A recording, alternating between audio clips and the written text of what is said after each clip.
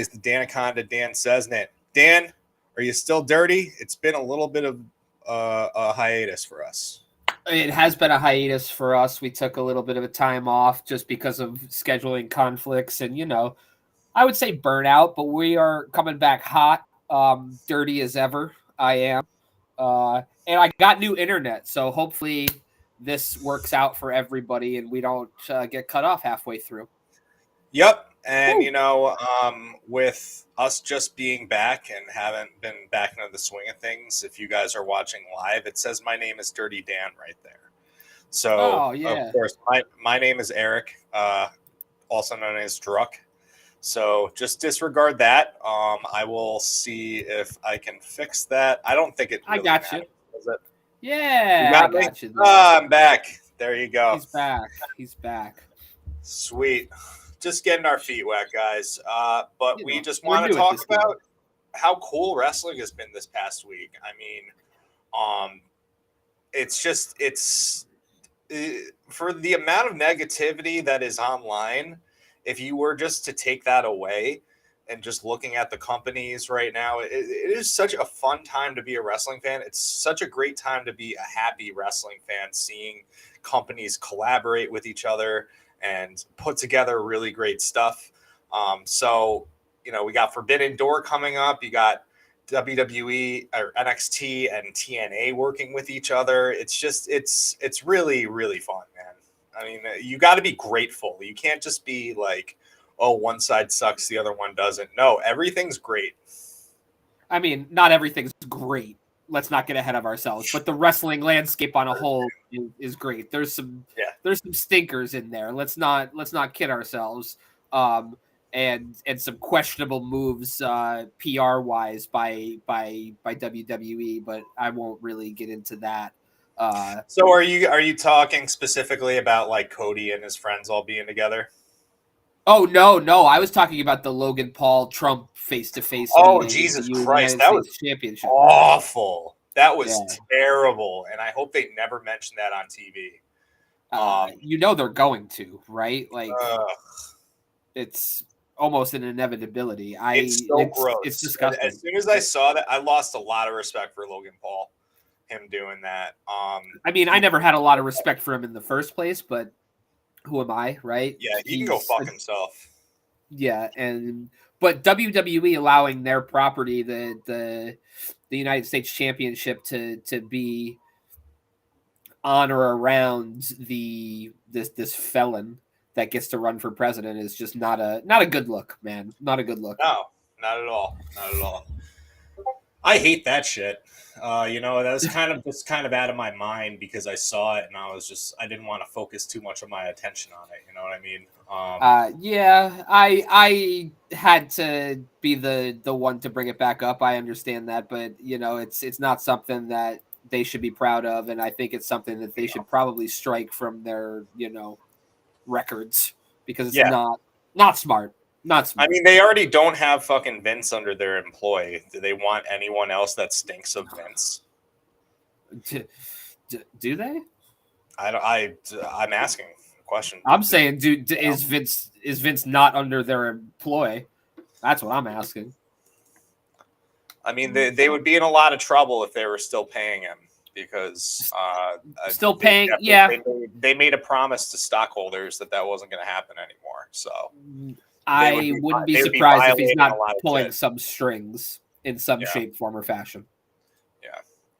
Well, anyway, let's first talk about somebody who is made it public that he's going to be on his way out of WWE after his contract, and that's Ricochet.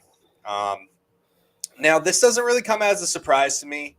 I look at the fact that Ricochet is the same age as I am. He's 36 years old.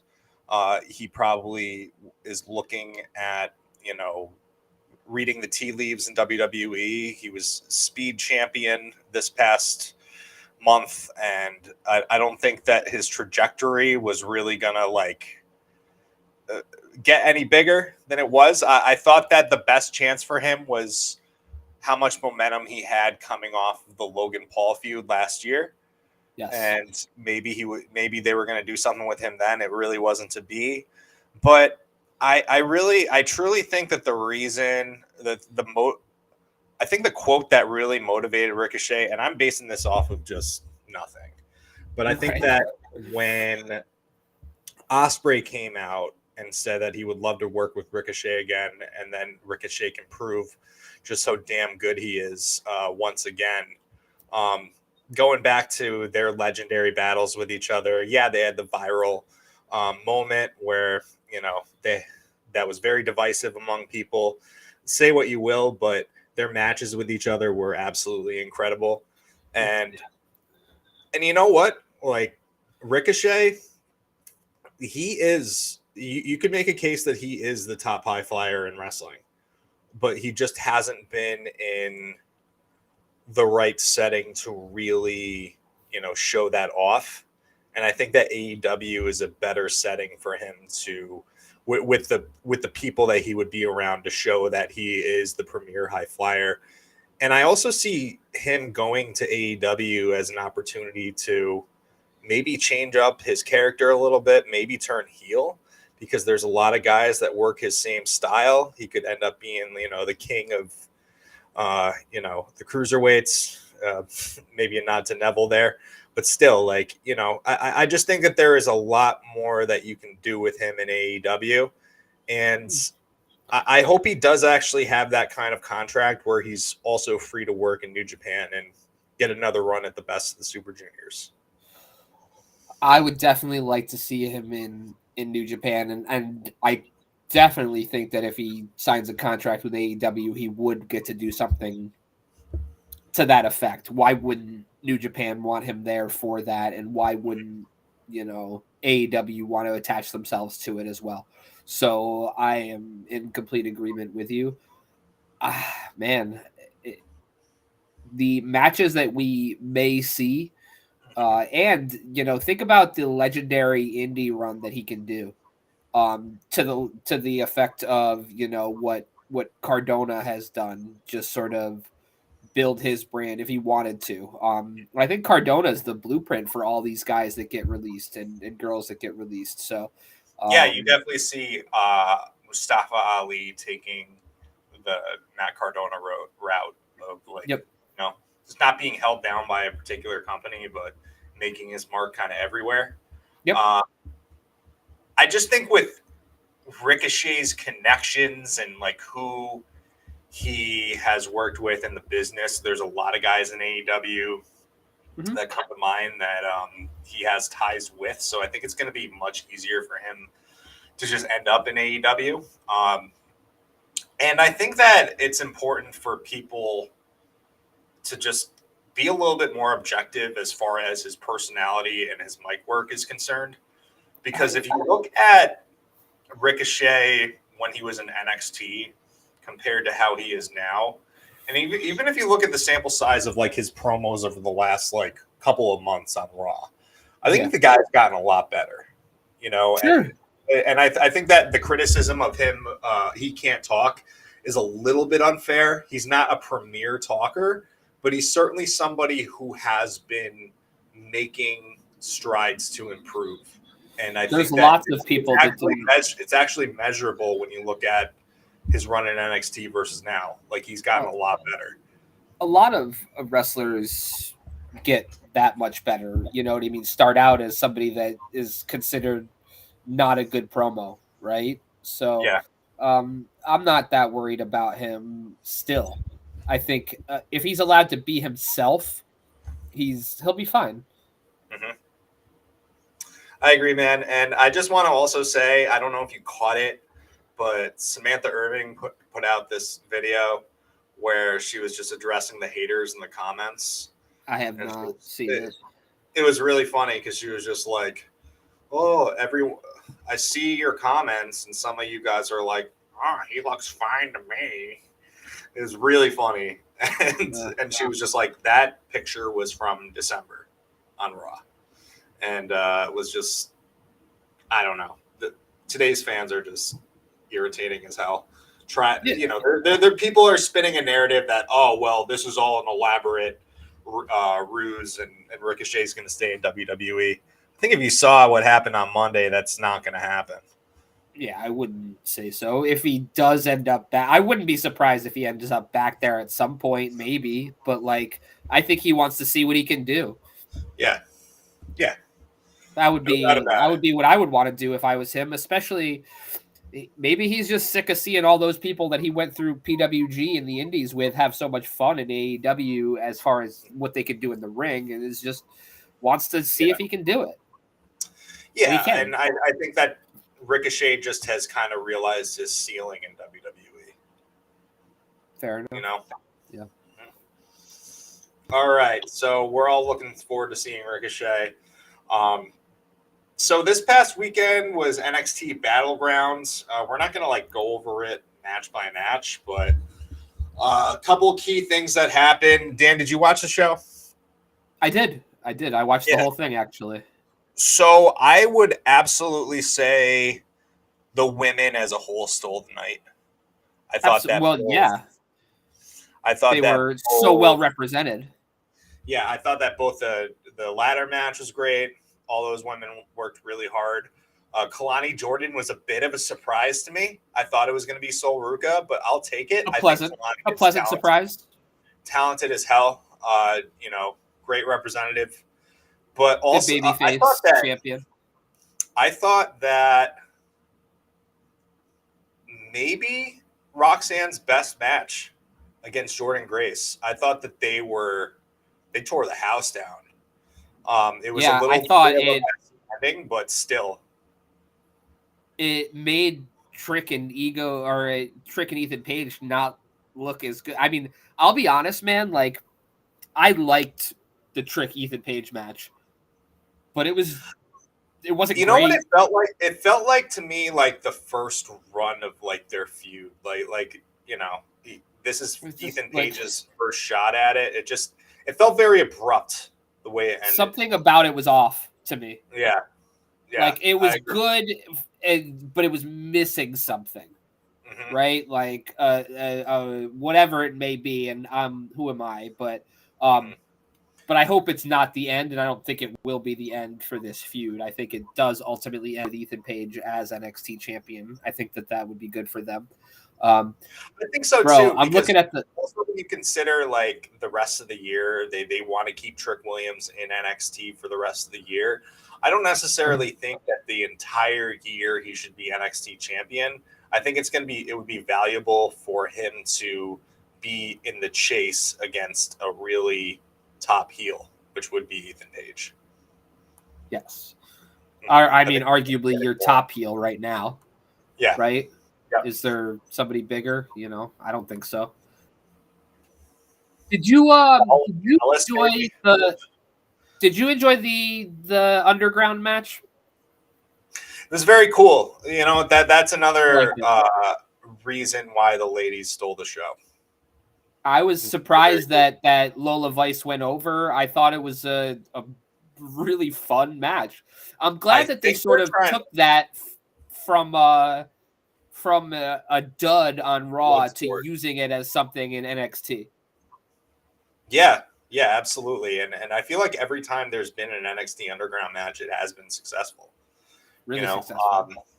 I think that they have looked at Bloodsport and how they've done it, and have really modeled themselves after it, and it works. And obviously Lola Vice is a former MMA fighter, and they're trying to push her as a babyface, and her getting a big win over Shayna Baszler was the way to do it. Good for her character. Good for her character. I'm just not I guess I'm just not the biggest fan of hers in general. I don't know. I like her as a heel. And I like it as a baby face. Oh, you like her as a heel. Okay, yeah. Sure. I think it's just to skip ahead a little bit. They had a promo train to end NXT this week, which was very underwhelming. And it ended with Lola Vice kind of getting the last word with Roxanne Perez. And I think that's cool and all, but it's just kind of like you previously established all these women as heels, and it was just kind of messy. It was surprisingly messy for a show that has been pretty strong the last few weeks. But I am optimistic, though, with everything that is going to be around the corner with NXT. I try to stay optimistic. I am still gonna tell you that I yearn for the time of black and gold. I always will. It'll always be, part of my wrestling fandom. But I like what Shawn Michaels has been doing. A few missteps here and there, but the champions are all believable. Everybody is booked really well. And I think that they're doing a good job, and it's turning into something I want to watch more, like make appointment TV. I used to catch it if I could. Now I'm like, okay, I want to see what's going to happen next week. So yeah, absolutely. Shawn Michaels.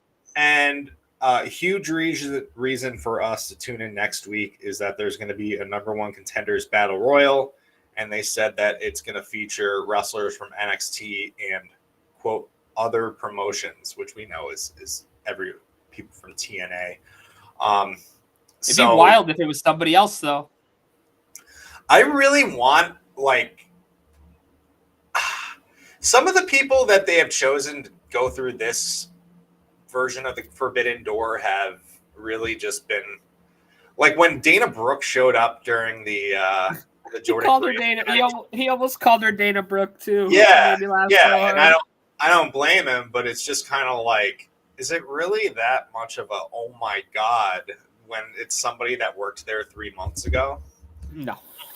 I just think, I mean, you look at people that are on the TNA roster, there's people that have left WWE not too long ago. So, like, if fucking Nick Nemeth shows up on NXT, is that really going to, like, excite anybody? Or, no.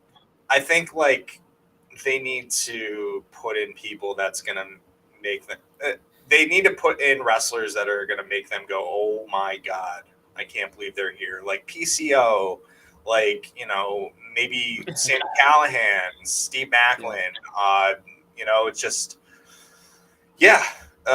there's a lot to look forward to. And I think that there's going to be more and more cross promotion. And let's bring this to our top 5 for this week. I'm going to call it a top 5-ish because I'm going to go beyond the top 5. I kind of like, getting these ideas for all these different matches, you can't help but like put together a full card, at least from my perspective. You're such an overachiever. I only did 5 people. I'm sorry that I didn't do as many as Eric did. Oh no, there are no rules. I mean, you do your 5, I'll do my 5, and I'll finish with like the rest of the card that I had made up. So, Dan, how about you start it off with your your 5 NXT versus TNA matches? For sure. All right, so my first one, and this is wishful thinking, I want to tell you, because it's not technically, but being that Jeff Hardy is a free agent, I would like to see the Hardys, Broken, versus Sami Callihan and PCO, the aforementioned that you had just said, in a cinematic match. Oh, wow. Okay, so that's kind of all TNA in a way. Yeah, it is, but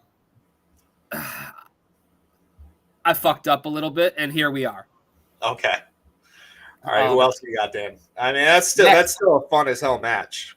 Next, we have Masha Slamovich versus Roxanne Perez versus Natalya in a triple threat.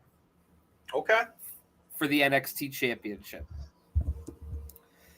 Here's one that I didn't think you'll see, but maybe you did. I'd like to see Josh Alexander versus Ethan Page. You know what? I had that idea, and then I went in a different way, but I think that we're going to get that. I think we might too, and I'm very much looking forward to it. Yeah. A couple more I have here left. I have Javon Evans versus Kevin Knight. Ooh, that's great. Yep. A battle of the some high flyers there. A battle of bounce, I would call that. Yeah, something to that effect. And the last one, a newly reformed trio of the Rascals versus Gallus, which I think we're also going to get. That's cool. I like it. Yeah, I can definitely see that happening. Do you think that this Do you think that this working relationship is going to lead to the rehiring of Zachary Wentz and possibly the hiring of Trey Miguel to NXT? I hope so. Yeah, I hope so. I would love to see them as a trio. Mm-hmm. Agreed, man. All right, so very excited about this top 5. To piggyback off of one of the matches that you had, I have Roxanne versus Masha in a Falls Count Anywhere match for the NXT Championship. Okay. I love that. I love that. Next one I have is what I think would be a Matt Classic. Noam Dar versus Jonathan Gresham. It's going to be in, what's it called? For the Heritage Cup? Heritage Cup rules, yes. Okay. Mm-hmm. I dig that. Number 3, Josh Alexander instead of Ethan Page, which does seem to be the obvious thing that they're going to end up doing. I would love to see Josh Alexander versus Charlie Dempsey. I think that would be for what reason? Just because the catch? I just think that they would have a very physical, hard-hitting match with each other, and they would grind each other down, and just I think that they would match up very, very well. I did think about putting Charlie Dempsey in a match somewhere. I just couldn't come up with one for the life of me, and I guess that's why I'm not a great booker. But no, that would be a fun match. All right. So next I have my number 2 for the North American Championship. Obafemi defends against Jake something. And this one might get me the most excited because this is a lot of meat. And I think that Jake something would be a perfect opponent for Obafemi with what he's been doing. I bet you Jake something's in that battle royal. I hope so, bro. I bet you. So I hope that WWE sees him in that battle royal and they're just going to be like, oh my God, what did we miss with him? Like, yeah, I think he'll be in that battle royal. It would make sense. Yeah, it would really be something. Haha. All right, and then finally, I have it's going to be a 6-man tag match. We're going to have Axiom and Frazier and Javon Evans against the Rascals. Okay. Mm-hmm. Okay. So you went babyface versus babyface? Yes. That's another bouncy one. Yeah, very bouncy one. I got some other matches, like I said, though, that I think would be really great. Knockouts Championship. I have a 4-way here. Jordan Grace versus Killer Kelly versus Tatum Paxley versus Sol Ruca. I love Sol Ruca. Yeah. I do too. That finish is just so good. I thought the video package they had for her this week was really, really good too. It's got you to really care about her. I think this was the week of video packages because I thought that both WWE and AEW knocked it out of the park with them this week. I would say that, yeah. I mean, which ones are you speaking about specifically? We're going to go over Dynamite next, unless you had more matches that you wanted to go over. The Shingo video package I thought was really good. Yeah. And then, Pac, they covered him. Always good. I thought that was good, All right. But just going back, I have more matches. Ultimate X for the X Division Championship. I got Mustafa Ali versus Speedball Mike Bailey versus the repeated again Javon Evans versus Joaquin Wilde versus Chris Bay. You got Bailey doing double duty. I don't think I mentioned Speedball Mike Bailey before. I have Javon Evans doing Javon Evans, yeah. He's young, he can handle it. Yeah. And then I got that man being 19 is crazy. crazy. Crazy. He is so fucking ridiculously good, bro. Oh my god. Just that flying springboard cutter. He does it better than anybody. He's a stud, and he's going to be one. Yeah. Imagine that dude in the best of the Super Juniors. Yeah. And then I have Monsters Ball. Okay. PCO versus Joe Gacy versus Steve Macklin. And I also have a couple ideas for who Trick Williams could face for the NXT title. I think Moose is an obvious choice. I think Steve Macklin would be really cool. I think Steve Macklin would be cool into the fact that, like, he used to be in NXT. He has reinvented himself.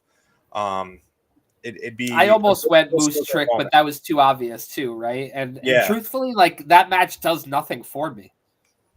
No, I just don't like Moose. Yeah, I do. I love some Trick Williams, but yeah, Moose. I don't like that whole stable, man. That system stable, not into it.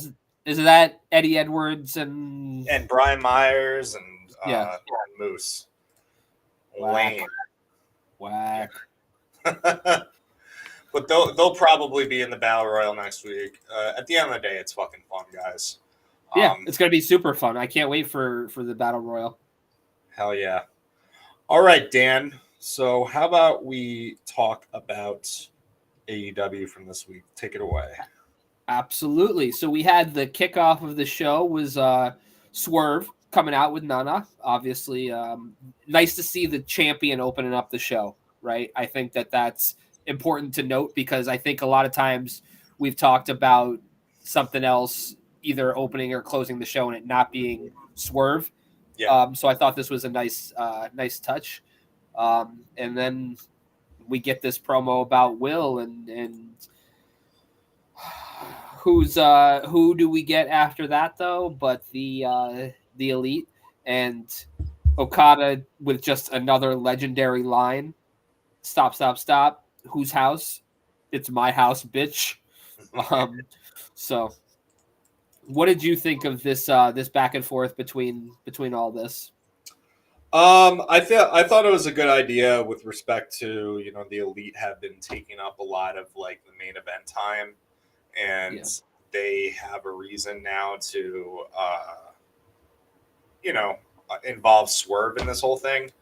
And I think that Swerve is going to be in more main event segments now. Like he already should be as the champion. I know that you were saying with like it being the Elite and them and their heel persona, maybe they have a stranglehold on that time slot in storyline. Maybe so, but they gave Swerve an ultimatum that he needs to pick between either going into blood and guts and aligning with the Elite, or he's going to align with whoever the hell they're going to face. Did they actually say who they're going to face? No. You see, I just don't. That it just feels very shoehorned in a way. Because, like, you got to have already people that you're feuding with to have this blood and guts, like, blood feud match. Yeah. Yeah, who knows? It does feel a little shoehorned.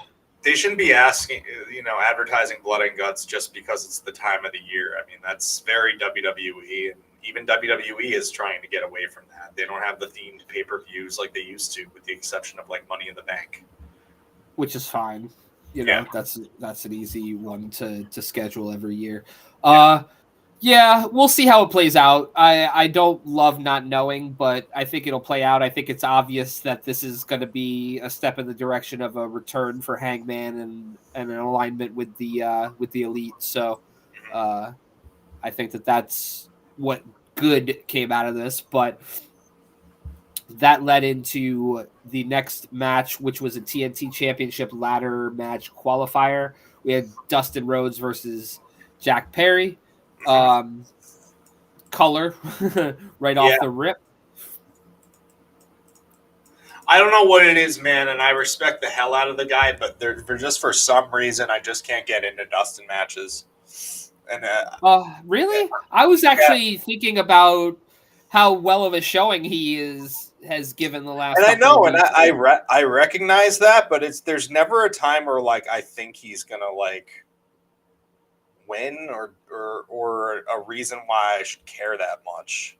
And it's weird because like I recognize that he is like working really, really hard. I think he might be just trying too hard to fill that role that Sting had.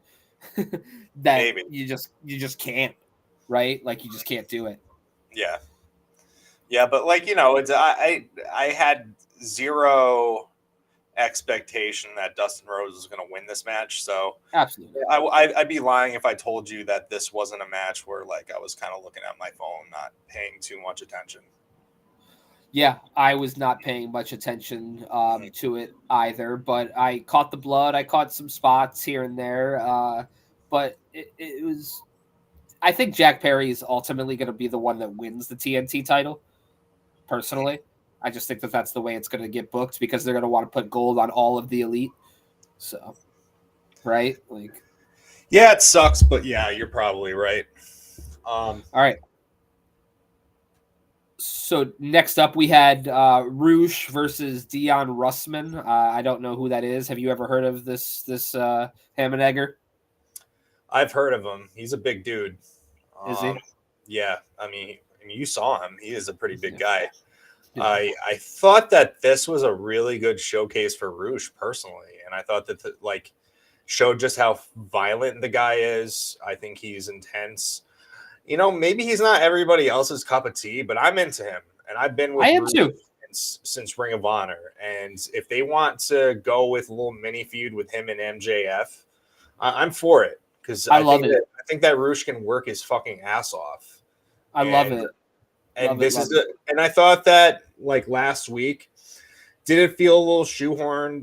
That I say that again, where MJF is feuding with Roosh all of a sudden, and they're acting like Roosh is a big deal. Yeah, a little bit, just for the fact that Roosh hasn't been on TV in a long time, and all of a sudden, like he's the one challenging MJF. But Roosh is a big deal. Taking it at face value, like I'm fine with it. I like Roosh. I like how he works with each other. I like how intense he is. I like that it's bringing this intensity out of MJF that we don't see all the time. And also, like this seems to be kind of like a new evolution of MJF himself. Yeah, being a little bit more of a Stone Cold Steve Austin than he used to be. A little bit more of a badass, yeah. Almost with a touch of Mox in a way. Yeah. You know, so I could see that. Yeah. I don't know. This whole segment made me invested in the feud. Yeah. Like, yeah. And I feel like it was the intensity was it was a good reminder of how much of a badass violent man Roosh is. Like he starts every match by throwing his opponent to the outside and like smashing their head into the barricades, you know, like nobody else does that. I think that's just like a really unique wrinkle to his game that just gets people like, what the this guy's a fucking madman. I think that him and MJF are going to have a great match with each other. Yeah, and commercial free on kicking off. Yeah, I think that's a great call. That's a great call. Yeah, absolutely. If that'll pop you a rating if that's what you're really looking for sure. I am invested in this feud, and I think that even though it's not necessarily like I might have put it on a Forbidden Door or something, but I love giving us something this good on free TV. I think it's a respect to the fans type thing. So. Yep. All right. So was this where we had the right before this match we had the Mark Briscoe promo of the year? Yeah. This man pops the Cesnat household. Hysterical. Do you think that was all like? Do you think anybody knew that was coming? Like truly? No, and I don't think anyone knew it was coming just by looking at Kyle O'Reilly's face. Oh my god, it was such a great promo. He makes me want to run through a wall every single time, man. Like, yes, it doesn't matter. He's the ultimate hype man. Literally, there's no one better. But I was into this match. Obviously, there's some interwoven feuds here. What did you think of it? I thought it was an awesome match. Everybody just I say this too much, but they worked their asses off, and I thought that OC and O'Reilly just show every single week how cool their tag team wrestling is with each other. And if they want to keep that together for a little bit while longer, I certainly don't mind. I like this run of Kyle O'Reilly right now. I think he's just reminding everybody just how great of a professional wrestler he is. And I thought that the ending was a little bit, definitely a surprise to me with Fletcher getting the pin over Mark Briscoe. It just seems like they're probably going to end up doing like title for title, Kyle Fletcher versus Mark Briscoe. If that's the direction they want to go in, fine. But I think that the person that probably could have benefited more from getting the pin was Takeshita, considering how his booking has been over the past month. Shaky at best. Yeah. And I would love to see Takeshita win that TNT ladder match. Yeah, I just don't think it's going to happen. I just think it's Perry all the way. But Takeshita is if I was the odds maker, I would say he's the second highest odds in no matter who else is in the match. I certainly hope so. And then with how this match ended, though, it looked like Willow was going to come out for the save, and then she gets attacked by Chris Statlander. Trent continues to beat up OC. So more of the same, but the blood is boiling a little bit more between both of those feuds. So it's heating up again. I don't want them to go on for too long. I would like to see them eventually, separate, but still a lot of meat left on the bone, as we say. I wouldn't be surprised if they end up doing Willow and OC versus Chris and Trent.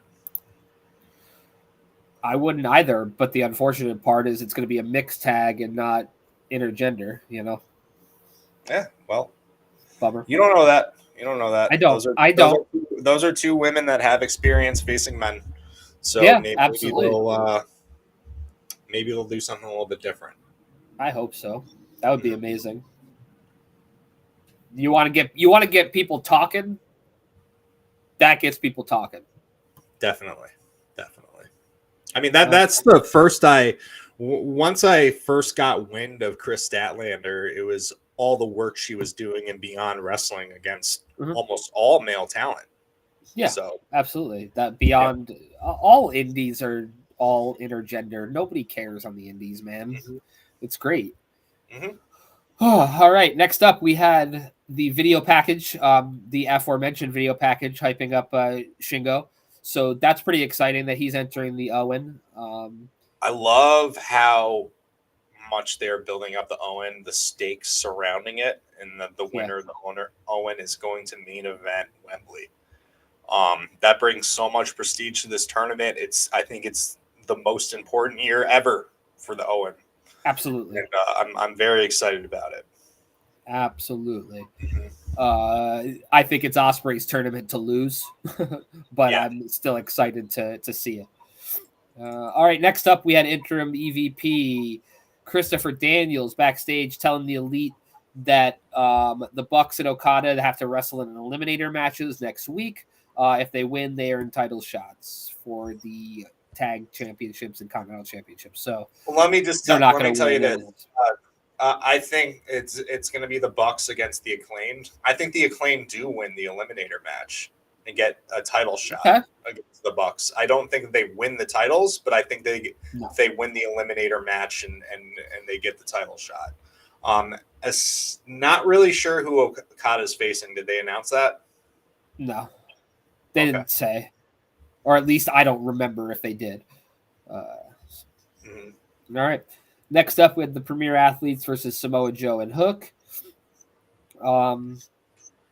Man, I love this trio of Samoa Joe, Hook, and Shibata.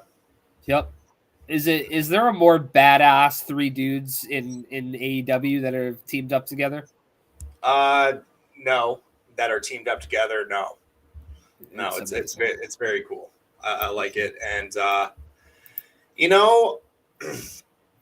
it's just kind of unfortunate that like the premier athletes, they're just such a joke, and that they put all this work into like their video packages and all that, and then they just go out there and they're basically just jobbers. I just feel like if other people are getting like 10-15 matches, they deserve to get 10-15 minute matches. They deserve to get 10-15 minute matches too. They do. Yeah. I mean, I like Tony Nese more than I like Arya Daivari. I do too. And I also like Josh Woods, who hasn't been on TV in a while either. I think he's somebody that, like, from that group, you look at him, he's very believable if you want to push somebody. But, I mean, if that's the role they're in, so be it. Yeah. They make people look good. They do. They certainly do. All right, next up we have the TBS Championship match, Mercedes Moné versus CMLL's Zeuxis, which I believe I'm butchering, but I'm not sure. I think it's like Zeuxis. I don't think it's really that much of a departure from what you said. But this match fucked, bro. I thought it was really good. I thought it was really good too. I was impressed with Zeuxis. First time. Bless. First time I ever saw her wrestle. But yeah, she was very solid. I think that Stephanie Vakir is probably like a little bit more of an exciting wrestler. Yeah. Not that Zeuxis wasn't, but I think that this was kind of a light preview of what's to come between Mercedes and Vakir. They said that she's a champion in CMLL, right? The women's tag team champion. Okay. Yeah. If I'm not mistaken, is what I may have missed that. So I thought it was a good match. And every week I think Mercedes is showing us why she is considered by many one of the best in-ring talents in the world. I agree. All right. Next up, we had the back. What's that? Oh, I thought you were going to talk about the in-ring segment, but go ahead. No, I was gonna go over Timeless Tony Storm and Mariah May backstage, just talking about the contract signing between Storm and Shirakawa. That's what they did. They had a video package on Mina Shirakawa, and it was very sexual. Because I'll tell you what, I was stoned out of my mind, and my wife was sitting there. I had just come in from outside, and my wife was sitting there, and that video package was on TV. And I basically like just stared at the video package, and she was like, "Hey, are you fucking okay over there?" So yeah, my wife called me out for drooling over. Sent it on Mia. Yeah. So. Well, I mean, shit, dude. These are three beautiful women, and like, we are men, and it maybe like surface like it's in bad taste to some people. I don't know. It's everything is kind of tongue in cheek in this whole feud. No, my wife was basically like, "Stop staring at the hot chicks," while she was herself staring at the hot chicks. Total double standard. But yeah, do we really have to talk about the next segment? Because I'll tell you the truth, I didn't watch it. I turned it off. All right. Well, I mean, I'm just gonna tell you what I liked from it. All right. Sure, go ahead. Jericho, what he's saying is not really that funny, and he thinks it's really funny. But what is funny is Brian Keith's follow-up every time he says something stupid. Like, Brian Keith is literally there to like save him when he says all the stupid shit that and he's because like he was talking shit about wherever they were. They grow a lot of corn. I don't know if they were in Nebraska or something. They were in Iowa, and he was just like, your corn is, you you guys don't use the right pH levels for your corn. And And then, like, you know, it just fell really flat. And then Brian Keith got on the mic and he was just like, "Y'all are disrespectful with your corn." what he's unfortunately, he has found somebody in Brian Keith to kind of save him from segments. Maybe I'll go back and watch it, but I don't know, man. He needs a lot of saving. Yeah, and let me just say this too. You know, they brought out Private Party, and Jericho wanted to show them the right way to like climb the top rope. And the good thing that came out of this is like Private Party attacked Jericho, and then they got one over on the other two guys, and they left. And it's nice to see Private Party get a shine like that, because I just think that like there has been this void as far as like them getting a push for a very long time. They have been directionless for a very long time. If you go back to the very first episode of Dynamite, they got a big win over the Bucks. So that kind of told some people, like, although they're taking these guys seriously, and it never really ended up happening. And it's they got into the Matt Hardy vortex. Yeah, and I think that since that time, they've gotten just so much better, and they've dealt with their share of injuries and everything. And if they're going to pull the trigger on Private Party, let's do it right now. Let's do it in this feud with Jericho. Let's see if Jericho can like help these guys out, because they deserve it. Yeah. All right. So there's a few other things that happened, and I'm just going to run through them. We had the hype package for Mox versus Naito, which is going to be at Forbidden Door. Then we had a trio, Juice Robinson and the Guns backstage, challenging House of Black to a match on Saturday. Does this mean House of Black is are they? I would love for them to be dark baby faces now. That would be. I think that was the time. Like, have them be dark baby faces, build them up to go against the Elite at some point. Right? I would like to see the trio of Shibata, Hook, and Samoa Joe go up against the Guns also. Yeah, to get the I agree with that, get that those trios titles off of them. Next up, we had Garcia versus Nick Camarado, glorified kind of squash match, which is definitely weird. A squash. I'll say this again. I love the combination that Garcia has been using, the front headlock guillotine into the Red Cross. Like he hooks in the Red Cross right when the guy's arm is about to come down, passed out from the guillotine. It's very, very cool. I'm a big fan of it. He's a cool wrestler. He knows how to do cool moves. He's a cool guy. We love you, Daniel Garcia. Yeah, and I thought that his his victory celebration at the end was awesome. The fans really are behind Daniel Garcia. Yeah, and has Ospreay's attention. So so that's big for him. Next, we had the Pac announcement of him entering the Owen Hart tournament. Just gets better and fucking better. How many people have announced for that so far? At least 3. I want to look into that. I'm excited for that. When does that start? I don't know. Damn, we're bad today. We'll find. I don't think they even announced really when it was going to start, did they? No, I don't know. They've just been doing. Are we bad today, or is AEW just bad at announcing things sometimes? They are. Sometimes they're great at announcements. They're just not great announcements. Yep. All right. At main event time, we had Will Ospreay versus Rey Fenix for the AEW International Championship match. Just everything you thought it would be, right? Oh man, like this was so fun. Holy shit. The Hurricane Rana from the top rope, Ospreay lands on his feet. What a moment there. These guys are just both in their own stratospheres as far as being the complete high flyers while also being able to put on like main event level matches.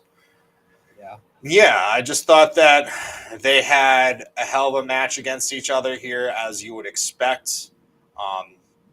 And I thought it was really great cinema by the end of the match, with Ospreay looking over to Swerve and saying, "This is my house," and doing the Swerve stomp. This catches Swerve's attention.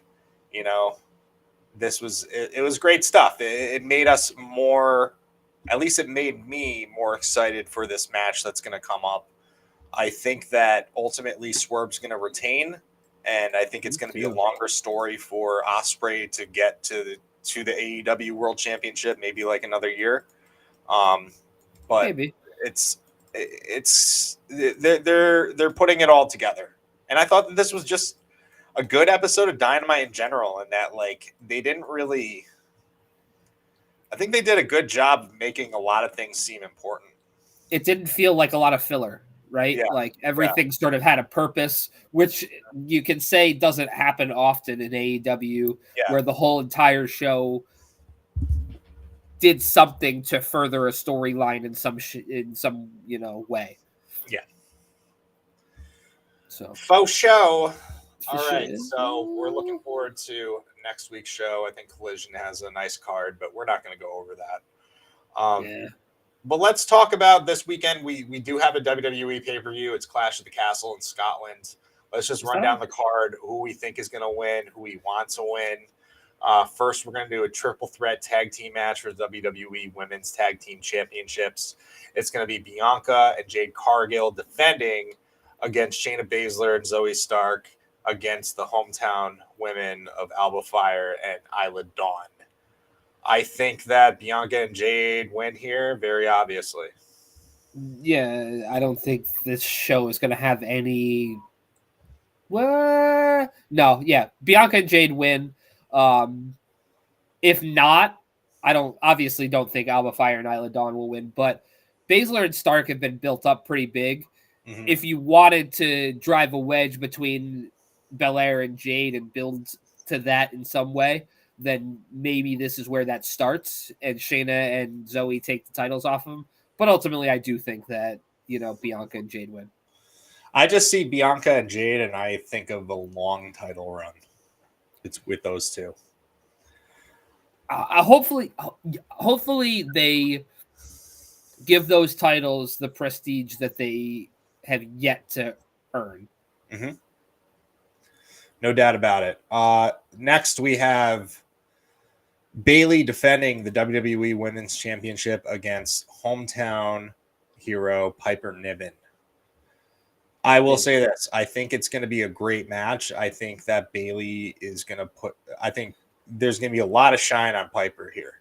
Piper's going to remind people who the fuck she is. Yes. But I think Bayley wins here. I think that this is a nice tune-up match for what we're eventually going to see at SummerSlam. I mean, whether we like it or not, I think we are going to get Bayley versus Nia Jax. Yeah. And so I'm okay with it, man. I'm okay with it. Her against a bigger opponent.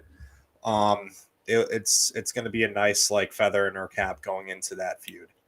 I'm okay with the Nia feud, man. I really am, just because, like I said, and I think we agree on this, that Nia has come a long way since she's gotten back. She's gotten a lot better. It's a tough pill to swallow, just because it of who she is, but she's done a lot better. Yeah, absolutely. Yep. She's not going to hurt her hole as badly. Next, what I feel is arguably the most anticipated match of this whole card: Sami Zayn defending the Intercontinental Championship against Chad Gable. I want Sami to retain here just for the fact that I'm invested in this feud and, happy endings and everything. But I think that Chad Gable might actually I think Chad Gable's going to win. I think Chad Gable's going to be the new Intercontinental Champion. I disagree, because Chad Gable's contract is still up in the air by all accounts. In regards to that story that's coming out, Chad, I don't think that there has been a better time for Chad Gable to negotiate with WWE than there is right now, just because he is at the height of his career. In the WWE, I think this is the most that he has done. He's the best on promos that he's been in a very long time. So, and he's his character great, is but just locked and loaded. I feel like he is going to resign. I don't think money is always the object now because it's before it was obvious that WWE is going to pay everybody more, but now with AEW it's just not the case. So, I don't know. I don't know what kind of agreement that they're working under. I have no inside knowledge and never have, never will, but I know that his contract was up and they're likely working under a short-term extension to get through this match. If Gable wins, he's obviously signed an extension. If he doesn't, who knows? But I still think Sammy wins and Gable has signed an extension. All right. Regardless, I think it's going to be hella entertaining. And then probably the best match of the night. Next, we have for the WWE Championship I Quit match, Cody Rhodes defends against AJ Styles. I think that Cody retains here, but I think it's another banger and AJ shows out. And I just can't see it where AJ's going to win. I can't either, and I want to. Like, part of me wants AJ to win. Yeah, that'd be a real cool surprise. Like, and I think he could carry it if that was the case. But, no, I think Cody retains. I want AJ to win, though. I really do. Absolutely. And then finally, what I am very much assuming will be the main event. I think the World Heavyweight Championship is going to be main eventing over the WWE Championship. It should. For the fact that it's Drew McIntyre, the hometown boy, going up against Damian Priest. And it's the World Championship. Yeah. In another country. So, I definitely see a path where Drew wins, but I think that the most likely scenario is that CM Punk, out of spite, comes all the way to Scotland to cost Drew the match against Damian Priest. He pulls an AJ? He pulls an AJ Styles, yes. Yeah, man, that would be... it would make for good TV. I'll tell you that much. Nah, man, I think they give Drew his moment. They let him win. Really? Wow. They do. Okay. They do.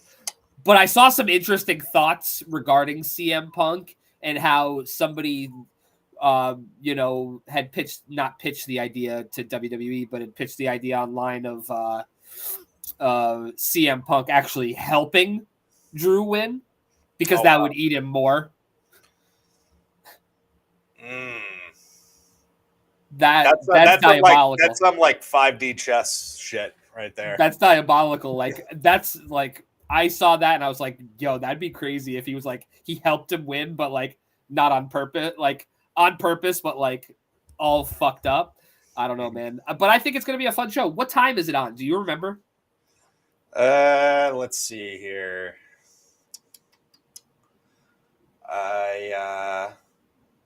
Sometime in the afternoon. Let me see. 2 p.m. Eastern time, it says. On Saturday? Yep. I'm not going to be watching it. I'm going to be away. Oh, no. Where are you going? I have a going away party for my friends that are moving to Austin. Oh, you have a good time. I'll be watching it for us. I'm going to be in New York City. So. Oh. Cool. I'll have to watch it the I'll next be watching. day. Yeah. I'm sure because it's a Saturday afternoon pay-per-view, and we know how much Dan loves Saturday afternoon pay-per-views. Absolutely. And so does everybody over the age of 30, let's be honest. Yes, because we like early to bed. Yes. So I think that's all we have for this week, Dan. Absolutely. Wrap it up, B. As always, follow us on Instagram at Smarknado, on Twitter at Smarknado1. Leave us a 5-star review on Apple Podcasts. Check out our link tree. A lot of great stuff there, including our YouTube and our What a Maneuver store. Dan, anything left? Nope. Stay fresh, cheese bags. Keep watching wrestling.